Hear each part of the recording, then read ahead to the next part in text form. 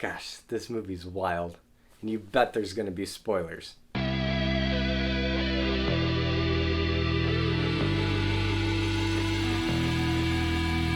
The Suicide Squad. So The Suicide Squad is the sequel slash soft reboot of David Ayer's first Suicide Squad movie from 2016. And while I didn't hate the movie, I mean, I thought it was kind of alright. There's definite flaws in it, and it wasn't the big hit that Warner Brothers wanted.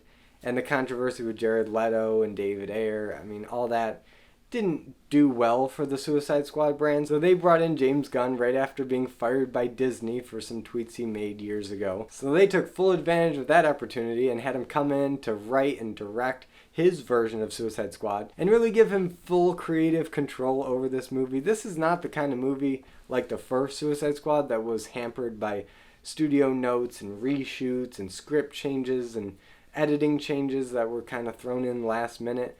This is a director's vision from beginning to end, and all the weirdness and goriness and absurdity that you come to expect from a James Gunn movie. And that's to say that this movie is not really for everybody. This is a rated R James Gunn film, and if incredibly gory violence, almost comedic violence in how visceral it gets, and irreverent comedy, raunchy comedy, and to a degree some troll humor. If all that isn't your thing, you're probably not going to have a good time with this movie. This movie takes kind of a silly premise of a bunch of villains that go on missions, and if they don't, their heads are going to explode, and turns it into something hilarious, heartfelt, and incredibly violent. Think of it as Guardians of the Galaxy meets Mortal Kombat. That's kind of the vibe they're going for. And for me, they knocked it out of the park. I had so much fun with this movie. It was everything that I hoped it would be after seeing the trailer, but I didn't think I would get. And from here on out, the video is going to be spoiler filled. If you haven't seen the movie yet and everything that I've said so far has piqued your interest and you think you might like it, go see it. You'll probably have a really good time. After you've seen it, come back, and now we can start talking about some spoilers.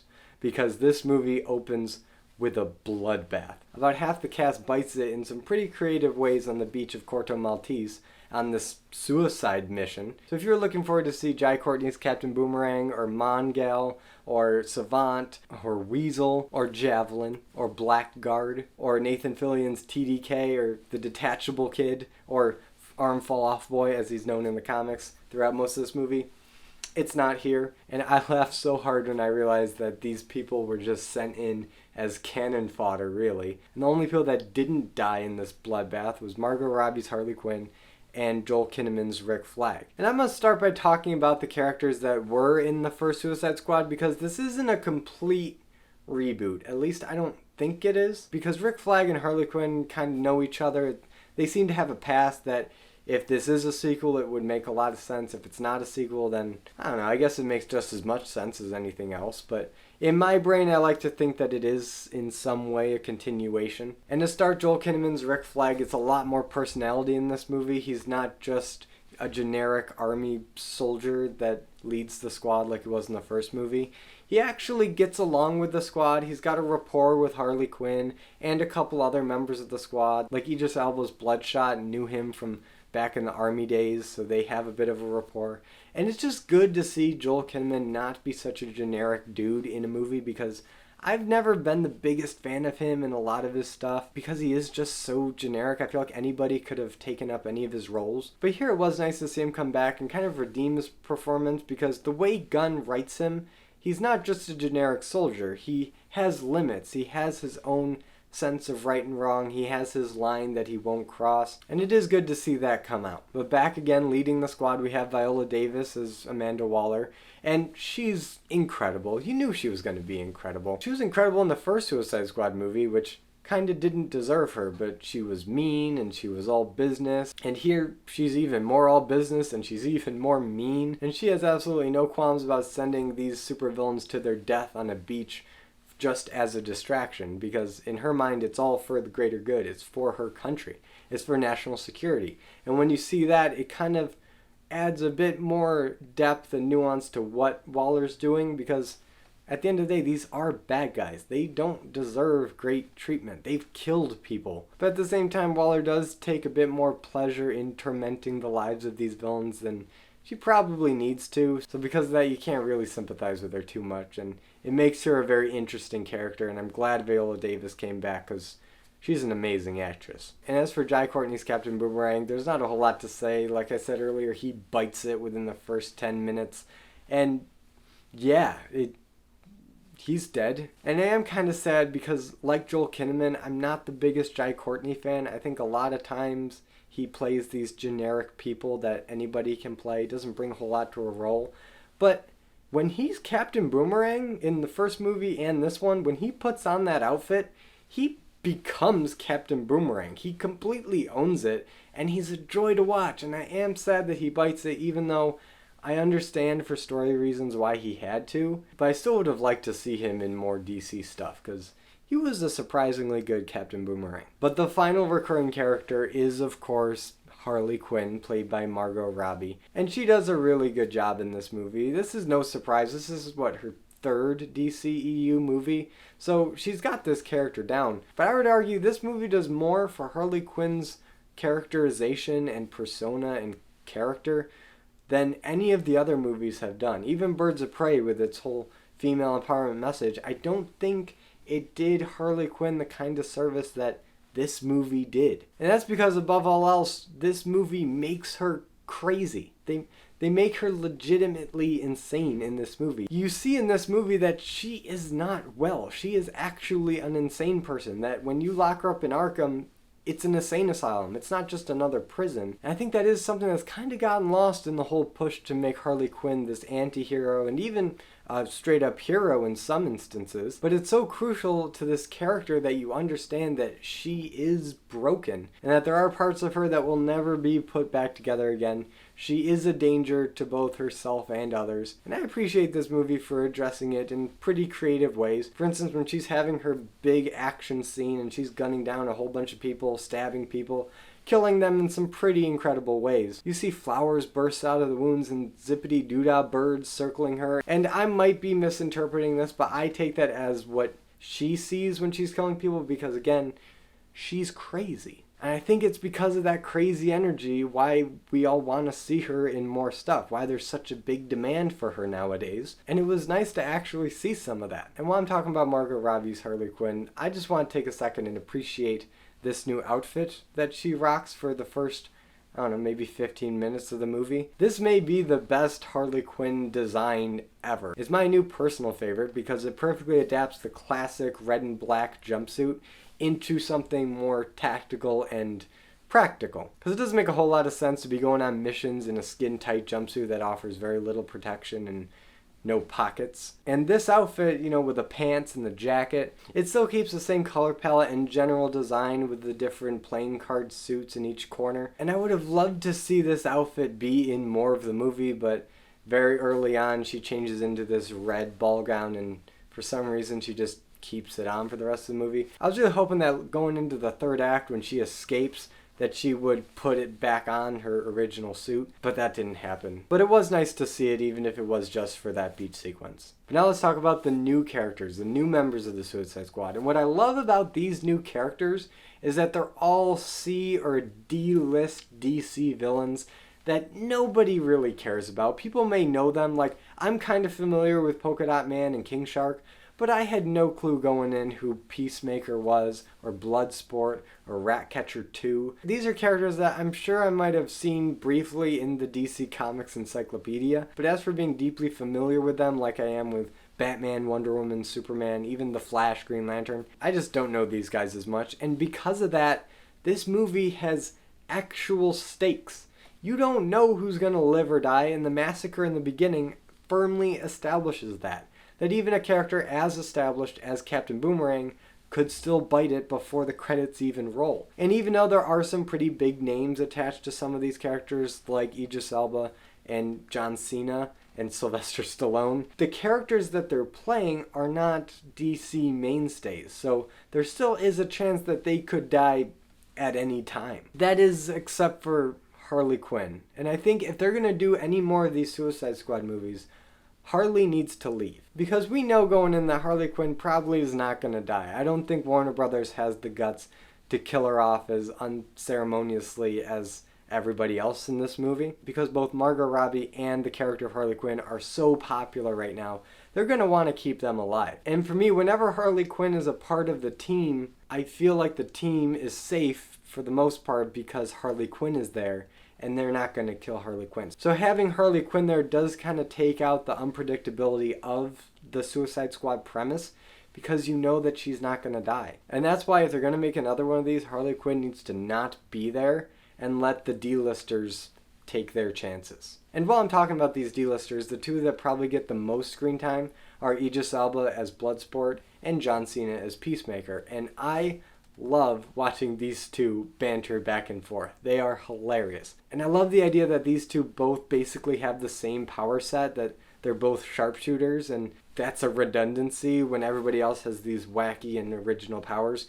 You have two sharpshooters that are constantly trying to one-up each other with who has the best shot, who's the most accurate, and who has the most creative kill. And that was a lot of fun to watch. And Idris Elba stands out to me because he probably could have gotten away with phoning it in for this movie and just kind of hamming it up, having a good time, because this is kind of a ridiculous movie. There's a lot of blood squirts going on, a lot of death, a lot of mayhem, and a lot of starfish. So he probably didn't need to bring his A game, but he brought it anyway. Idris Elba is so good in this movie, and from the dialogue to the physical stuff, it suits him so perfectly that at times I forget that this is the same Idris Elba that was in Hobbs and Shaw and Heimdall in the Thor movies. He just completely became Bloodsport. But I also want to give some props to Daniela Melchior. I hope I'm pronouncing her name right. She plays Ratcatcher 2, and she is the heart and soul of this movie, surprisingly. I wouldn't have called that. Early on, you probably would have thought that Bloodsport would be the heart and soul since he has this whole subplot with his daughter. That's a little too close to comfort to Will Smith's relationship with his daughter in the first Suicide Squad. But that's beside the point, because Ratcatcher 2 is the actual heart and soul. She's the one that kind of unifies the squad. She befriends King Shark and she befriends Bloodsport. Her and Bloodsport have this kind of agreement that they'll keep each other's back because she reminds him of his daughter, and she's just kind of a sweet person. I kind of don't understand why she's in this Task Force X, because all she did was rob a bank with some rats. Like, that doesn't seem to me to be the same caliber of bad guy as a monster shark man or a couple master assassins. Like, it's a rat chick and she's only like, I don't know, 18 maybe? But by virtue of being just a sweet, wholesome young lady, she does work as the glue that binds this family together. And you do buy that it is a family. In the first Suicide Squad movie, I didn't really buy that these people were bonding, but more so just had to be in this situation that they didn't really care about. In this movie, when the team comes together towards the end, you really do buy it because of everything that was set up with their different character arcs. And Ratcatcher 2 plays a very important role in that. She is another standout, memorable character from this already pretty big cast. But as far as scene stealers go, I have to give it to King Shark. He's probably my favorite character in this movie. He gets the most laughs. Whenever he's on screen, I'm just waiting to hear what he's gonna say next, because he's a big shark man who doesn't talk good. He talks in like one syllable words, sometimes only one word at a time. That is to say, he's very limited with what he can say, and he's also just kind of dumb. And that, mixed with the fact that he's voiced by Sylvester Stallone, is comedy gold. And there's a couple moments when you think King Shark is gonna die, the first of which is when he starts getting shot by Bloodsport because he's trying to eat Ratcatcher. And my first instinct was like, oh no, I don't want him to die. And then later on, when he meets his dumb friends, the little fish with teeth, and they start attacking him and chewing him up, and blood starts going everywhere, and he falls off the building and kind of splats on the ground, I thought for sure he was dead then. And I was a little heartbroken. I wanted to see King Shark make it. This monstrous shark man